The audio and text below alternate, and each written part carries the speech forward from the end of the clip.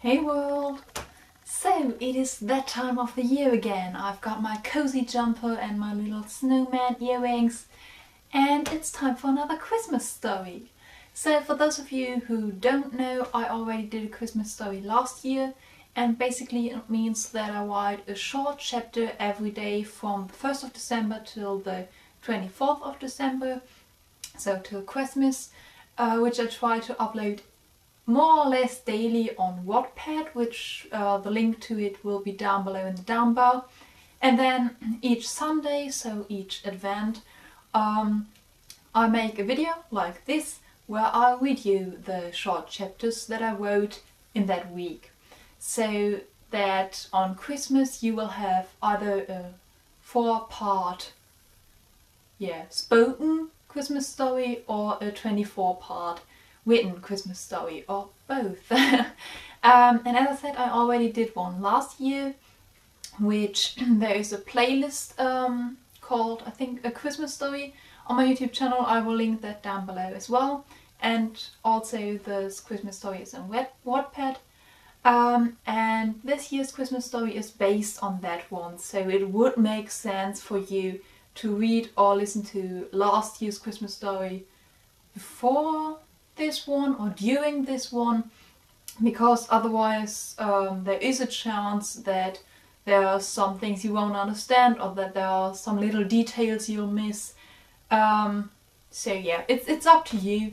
During these videos where I read the story, I really only read it, so you can use it like an audiobook and, like, I don't know, eat something or clean your room or whatever you do whilst listening to an audiobook. So I don't do anything fancy, I just read them out. Yeah, so this one will be the first one, and obviously there will only be 4 parts today because it's only the 4th of December, and then next week on Sunday there will be 7, and so on and so forth. So I'm gonna start now, and I hope you'll enjoy it. The 1st of December, the first day. Everything is so new. New town, new house, new faces.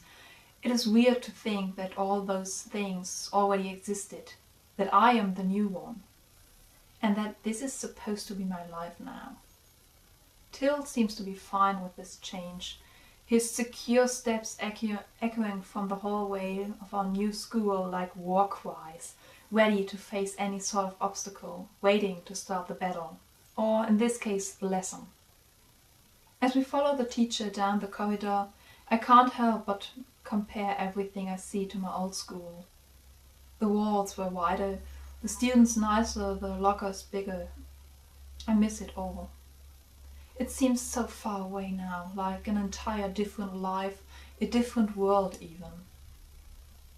Not that I'd ever say that. This situation is hard enough on everyone as it is, even without me being a little crybaby about it. Till knows, of course he knows, and I think Mom and Dad talked about it, about the effects on us, back when they still talked.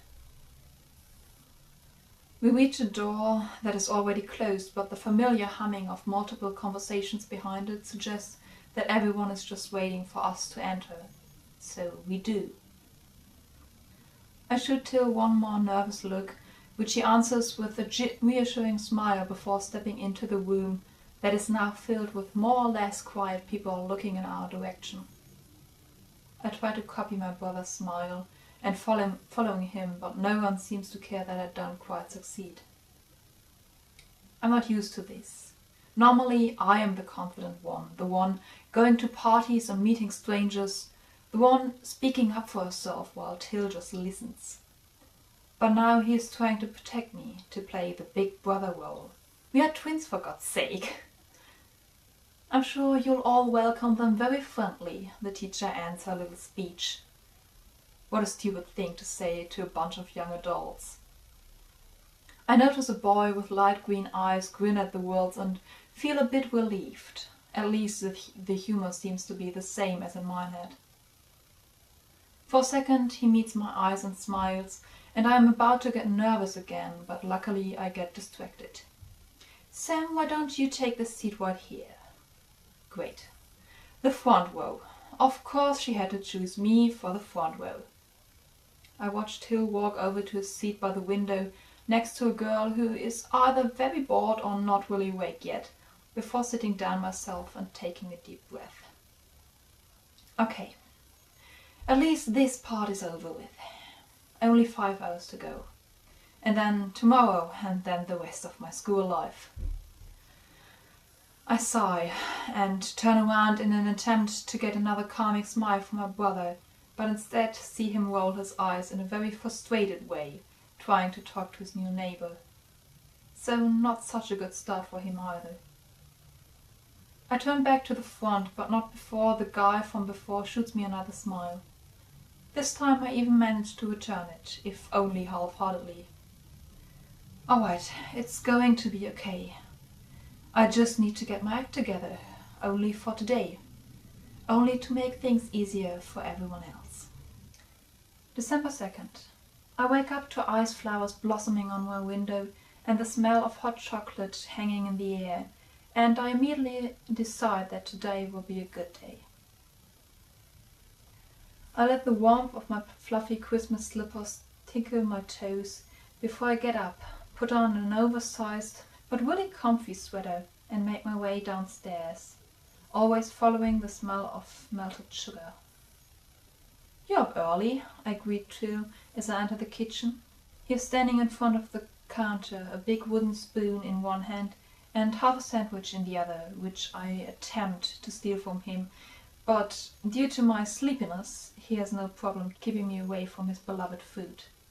However, as he stirs the steaming liquid, he lets out a laugh and answers, "Too early for you, it seems." I grunt in response, which is probably a sign of agreement, and start to make my own breakfast, a strawberry smoothie and 1 grilled cheese toastie. "So why the hot chocolate? Do you have a secret Christmas factory full of elves you need to feed?" I ask as I pour the milk into the mixer. Again I made him laugh, and I see that he's trying to come up with a funny answer himself, but apparently he isn't that awake after all, and just answers with a simple, "Trying to win over my desk neighbor's ice-cold heart. And you know what they say, the way to true love is good food?" I finished for him, giggling. Not quite sure that this hot chocolate qualifies as food, but it is definitely heartwarming. "So you like her?"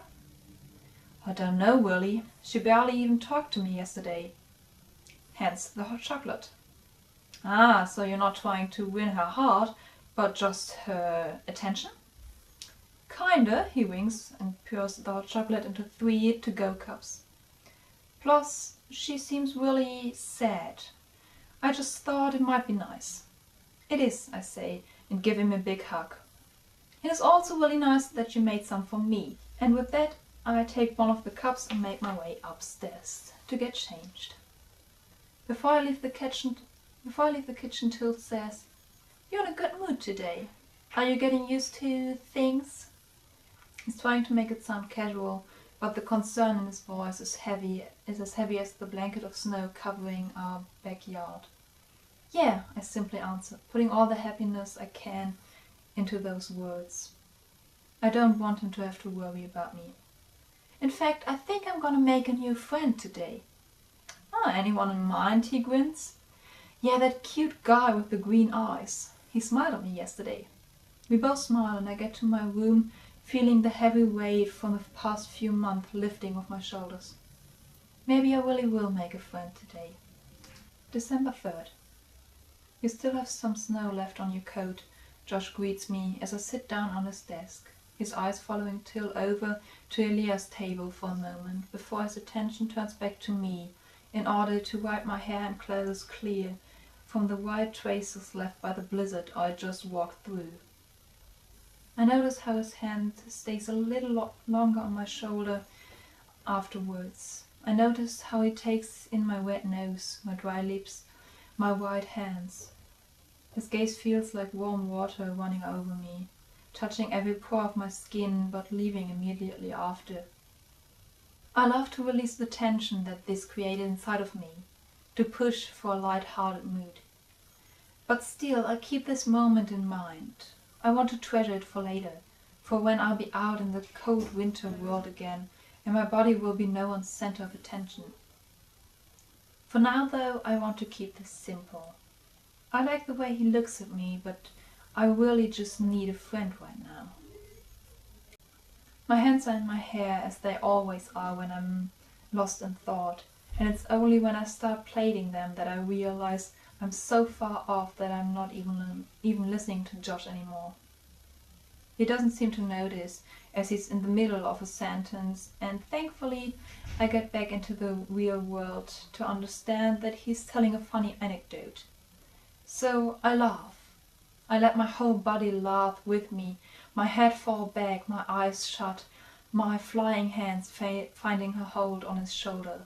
It feels good to laugh like this again, and I want to embrace it for as long as possible.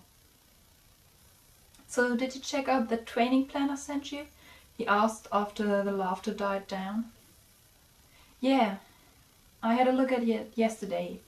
Though I still think it's weird that you have two different separate basketball teams for boys and girls. The topic has come up yesterday when I had started the project of finding a new friend by asking Josh about local basketball leagues and ending up giving him half of my chocolate. We soon discovered that we share our passion for sports, and so Josh volunteered to send me some links to good sports clubs where I could join a team. Well, I guess you'll have to get used to it, Josh answers. It's probably just a way to spare us tough guys the embarrassment of being completely destroyed by you girls. Probably, I laugh again, something that seems to come natural with him. Hey, I put up a smile in order to prepare myself for what I'm about to ask. You want to come over later to my place? It's not like I never had boys over. Just no one I actually found attractive and cute, and I decide to cover my upcoming nervousness with adding, you could tell me some more about those London lions you're all so crazy about. Now it is his turn to laugh, and I'm relieved about how laid back he is when he answers, sure. Great.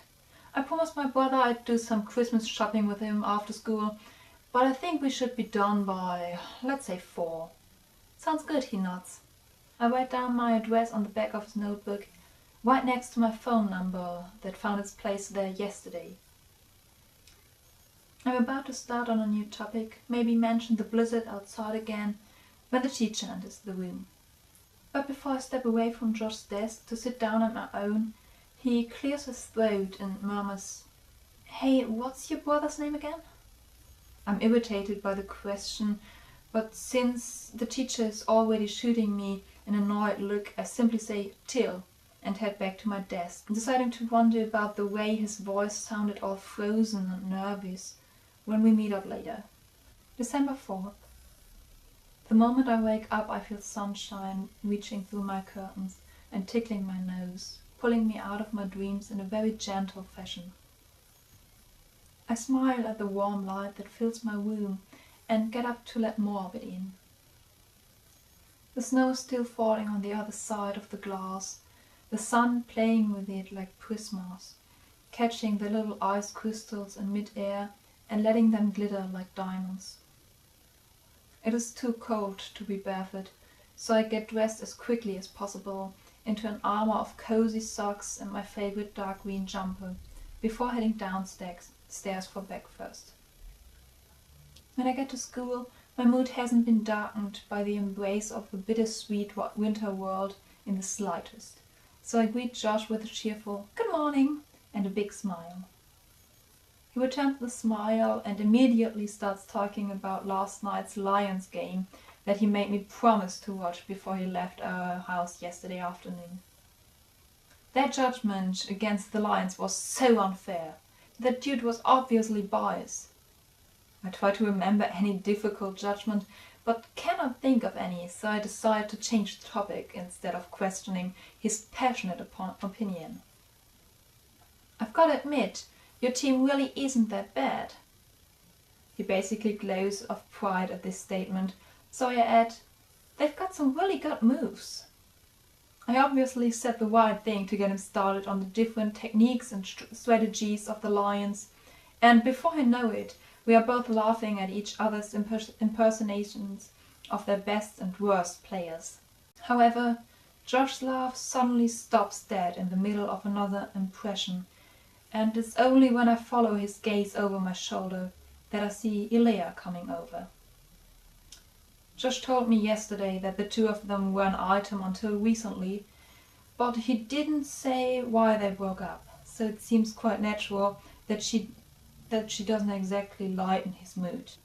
But I had a really good time with her yesterday when she went Christmas shopping with me and Tilt, so I decided to greet her friendly too. Ilea, what's up? She surprises me by taking my hand and leading me away from Josh with the words, "Could we talk for a sec?"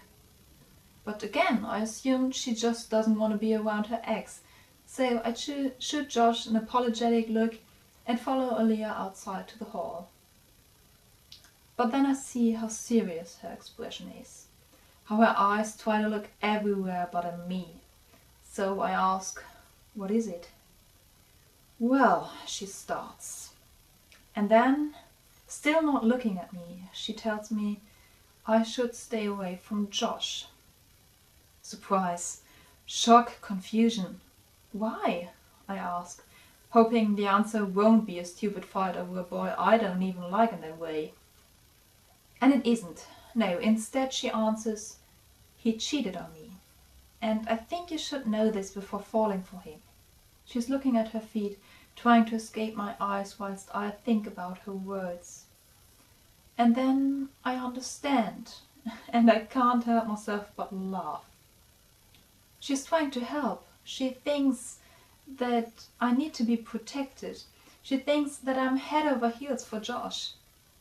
I meet her eyes, and the confusion in them brings me back to this moment, to the two of us in the hallway and me seemingly laughing at her.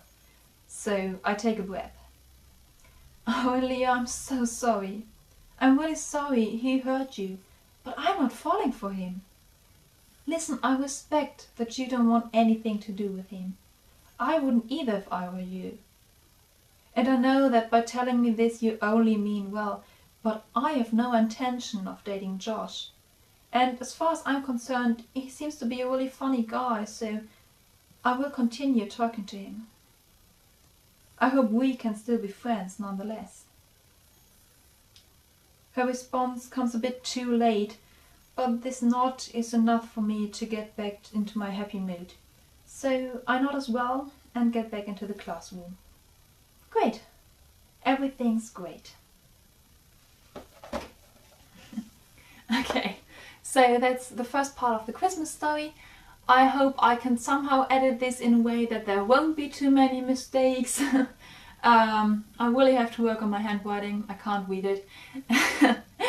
I hope you liked it so far. As I said, I will try to upload WATTPAD daily, however it probably won't work.